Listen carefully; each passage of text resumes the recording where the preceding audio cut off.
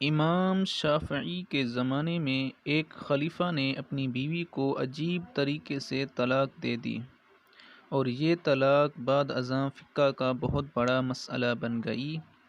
بادشاہ اپنی ملکہ کے ساتھ بیٹھا تھا کہ ہنسی مذاق میں اس نے ملکہ سے پوچھ لیا کہ تمہیں میری شکل کیسی لگتی ہے؟ ملکہ جو بادشاہ کی عزیز ترین بیگم تھی، وہ مذاق کے موڈ میں بولی، مجھے آپ شکل سے جہنمی لگتے ہیں۔ یہ فقرہ سننے کے بعد بادشاہ کو غصہ آ گیا اور بولا، میں اگر جہنمی ہوں تو تمہیں 3 طلاقیں دیتا ہوں۔ ملکہ نے یہ سنا تو اس نے رونا پیٹنا شروع کر دیا۔ بادشاہ کو بھی کچھ دیر بعد اپنی غلطی کا احساس ہو گیا۔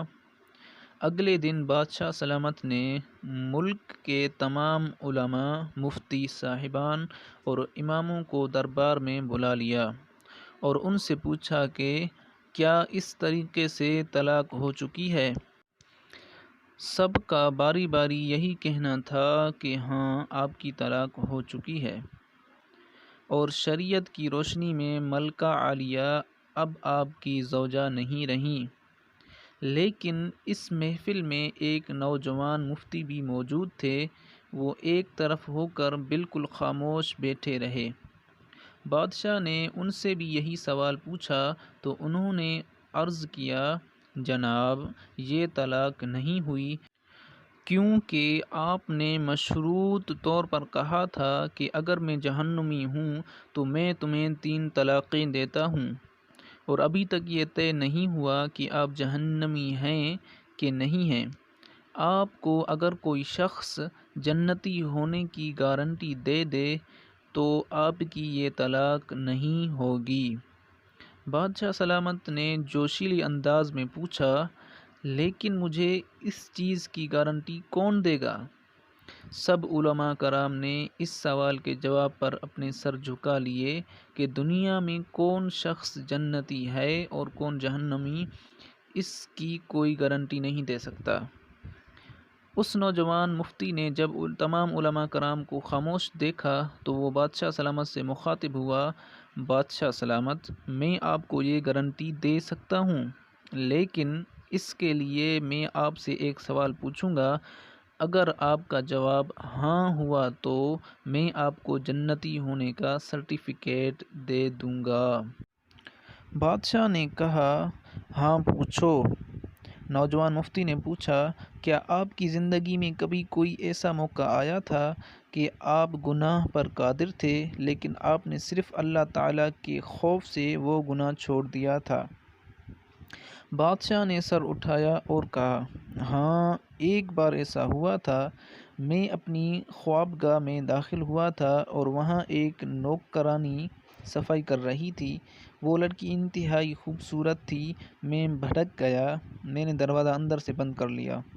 میں غلط نیت سے اس لڑکی کی طرف بڑھا تو اس نے رونا شروع کر دیا اور وہ چلا کر بولی، اے بادشاہ، اللہ سے ڈرو، وہ تم سے زیادہ طاقتور ہے۔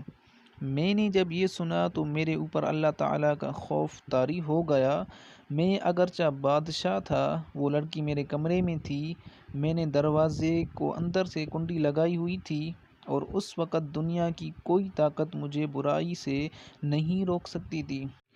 لیکن میں نے صرف اللہ تعالیٰ کی خوف سے دروازہ کھول دیا اور اس لڑکی کو جانے کی اجازت دے دی۔